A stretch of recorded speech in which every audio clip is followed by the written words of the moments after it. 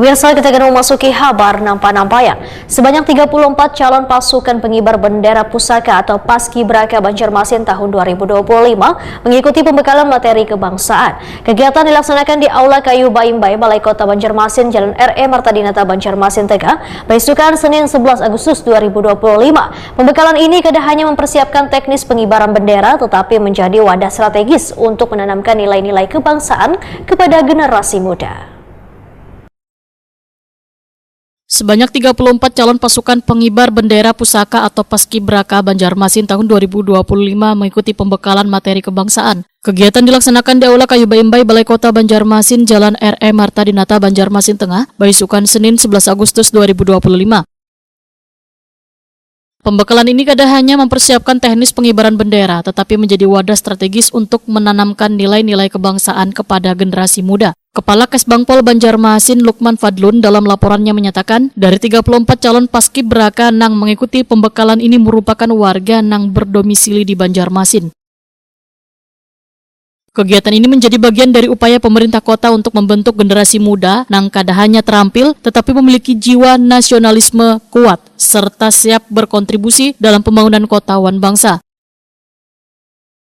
Kota Banjarmasin tahun 2025. Sasaran kegiatan adalah calon pasukan pengibar bendera pusaka Paskibraka Kota Banjarmasin tahun 2025. Laporan kegiatan jumlah calon Paskibraka Kota Banjarmasin tahun 2025 ini mewakili sebanyak 34 orang, terdiri 17 orang putra dan 17 putri. Semuanya berasal dari Kota Banjarmasin, berKTP di Kota Banjarmasin. Wakil Wali Kota Banjarmasin Haji Ananda Waitakoni Prima TV menyatakan, tugas mengibarkan bendera kada hanya sekedar momen seremonial pada peringatan hari ulang tahun ke-80 kemerdekaan Republik Indonesia, melainkan mengangkat simbol kebangsaan, kemerdekaan wan kekayaan bangsa. Menurut Haji Ananda, menjadi duta Pancasila bukanlah tugas nang ringan. Anggota Paskibraka diharapkan mampu mengamalkan kelima sila Pancasila, terutama nilai gotong royong wan toleransi serta menjadi teladan bagi generasi muda lainnya. Sedangkan yang paling utama adalah menjaga kekompakan, solidaritas, kesehatan fisik, wan mental. Kalau dilihat dari secara harfiah mengibarkan bendera, hanya mengibarkan kain, tapi kain yang dikibarkan ini adalah bendera merah putih, bendera yang diperjuangkan oleh pendahulu kita sebagai simbol kemerdekaan. Jadi mengingatkan kembali kepada mereka rasa bahwa ini bukan hanya sekedar mengibarkan bendera, tapi mengibarkan simbol kemerdekaan, kebangsaan, simbol kedaulatan.